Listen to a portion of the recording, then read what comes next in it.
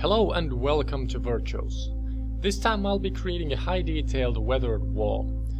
The only thing you really need here is some kind of a precision tool like a small knife and of course the XPS foam and paint of course.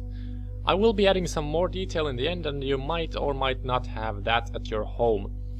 First up, I cut a piece of XPS and cut it into the shape of a rectangle. Then I went for the initial brick texture. I used my carpet knife to make the even lines on the bottom parts of the wall. Just gotta say that only the sculpting part, that is about half of the video stuffed in about 6 minutes, took about 1.5 hours to do, so patience is really the key here.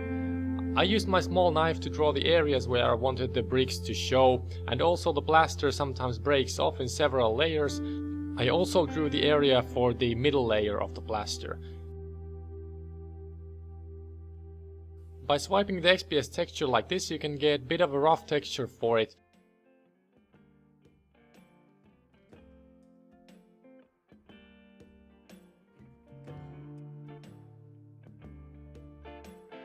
And once you have the initial sculpt ready, start pushing down on the brick areas to achieve the 3D look.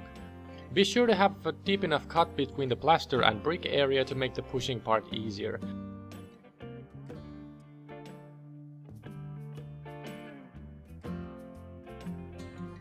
I used the dull edge of the knife to highlight the lines between the bricks once again. When using the dull part of the knife you get more space between bricks and it makes the whole thing look more realistic. Just remember that usually the areas between bricks aren't even that deep as we very often see in terrain building, so depending on what you want the piece to look like, you should not cut too deep. I think the cuts that I did are a little bit too deep in this, but I learned from this for my next build.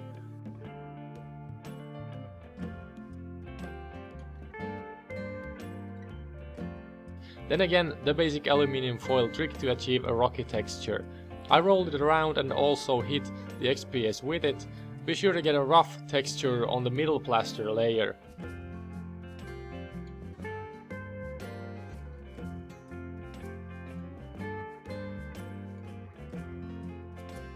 Then I used my knife to make some micro texturing on the plaster by cutting it and also lifting the edge up to make the plaster look more realistic and overlaying the bricks at some parts. Also by using the aluminium ball I managed to break some of the too uniform looking texture here and there.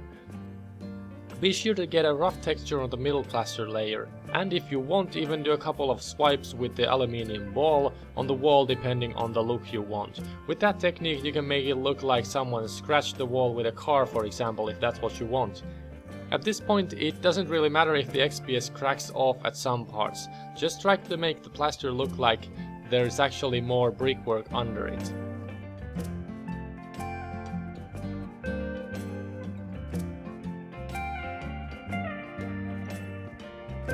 Then for the boring part, but maybe the most important. Just put on a nice podcast or a YouTube video on the background and start making the bricks. This took way too long and later on I will even go back to these. Next up, again some texturing with the foil. Try to check images on Google on what walls actually look like. I see too many people just crafting stuff without really looking at what they're trying to achieve. And it helped me at least to really see what I want. I do have an idea in my head usually on what I would like it to be, but usually the imagination differs much from the reality. Then stab the middle plaster layer with the knife and with each hit lift the material up a bit, so kind of hit it in an angle. This way we can create the layer look like it's different from the topmost part. Also use the swiping knife technique to get rid of the too uniform looking texture once again. Also, the aluminium foil ball helps to roughen up the area.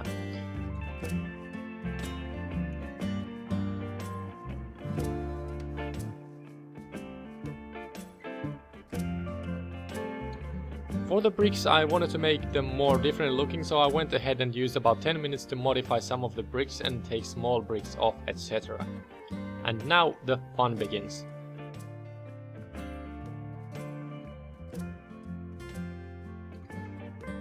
For paint I used reddish brown for the bricks and heavily diluted orange for the plaster.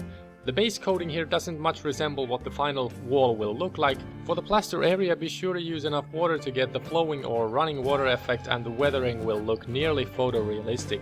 And it doesn't matter at this point if some of the colors get mixed, since the idea is to make the wall look dirty and weathered. So red, yellow, orange, blue, whatever it is, it doesn't really matter if it spills around a bit.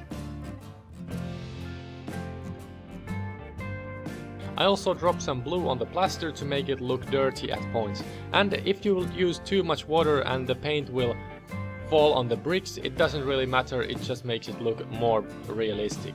A nice technique from XPS-craft for painting the bricks is to use different shades of the initial color of the bricks and also different other colors that might work with the scene, and paint some of the bricks with that color.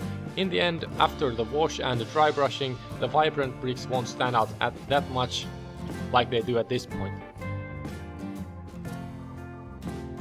I painted the middle plaster layer white on top of the base coat and also added white to all parts of the plaster that is touching the bricks. I used heavily diluted white and also just the paint as it is to achieve different looking shades of the colors.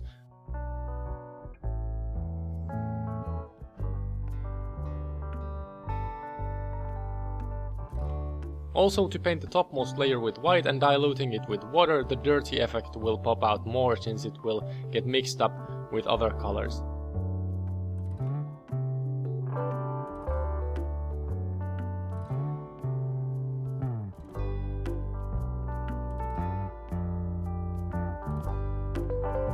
Use green to get kind of a moldy and old look on some of the bricks.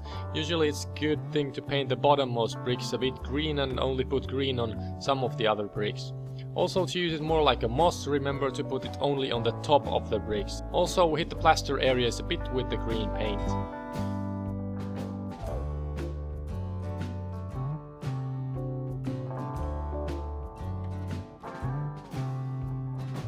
Then once again adding more white to the weathering effect and putting water on it to let it run rampant.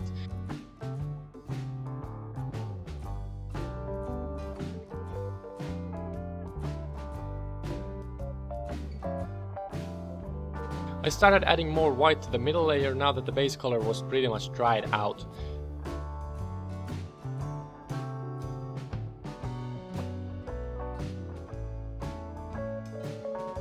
Next up, I waited for the whole thing to dry and started with a black wash first thing in the morning.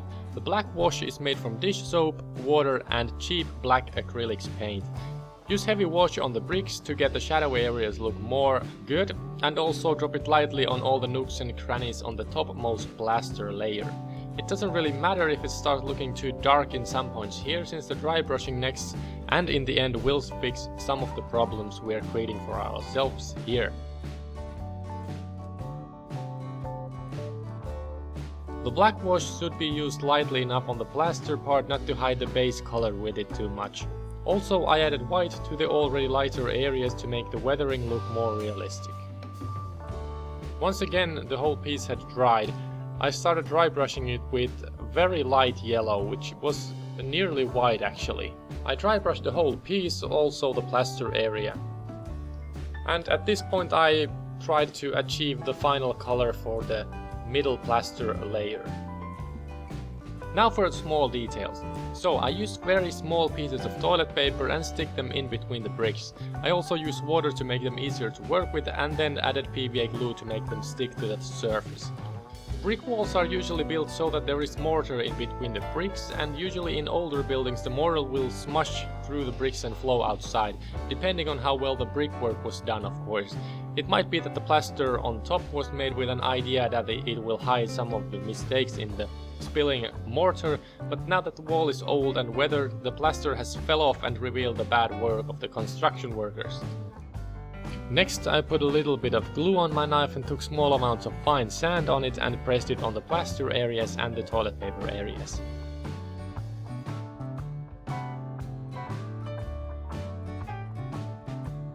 Finally, I bought this 30 by 30 cm grass mat from Wish for about €1 a while back, so I had to find some use for it. I took tweezers and teared a bit of the grass off, put some glue on them and stick them to a few parts of the wall, mainly the bottom area and the top left plaster edge. I also cut a strip of it and glued it on the right edge. Now for the final paint job.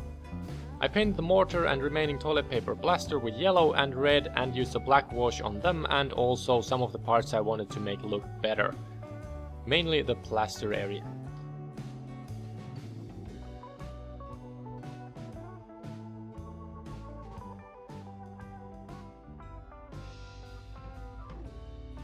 Then I once again dry brushed all the areas that seemed to want it, and the work is pretty much finished. All in all, I'm very happy with how this turned out, and it didn't require as much skill as it did patience in my opinion. The whole small piece of this wall took about 3 to 4 hours in total, but without the camera and lights maybe 30 to 45 minutes might drop off from the working time. Maybe I'll start building some kind of a house from this, so I still need 3 more walls, a few windows and a door, but that will be in the future possibly. Please tell me what you think of this, did you find this helpful, and be sure to like and subscribe to check back every 1 or 2 weeks for new videos. Thank you for watching, and I will see you next time.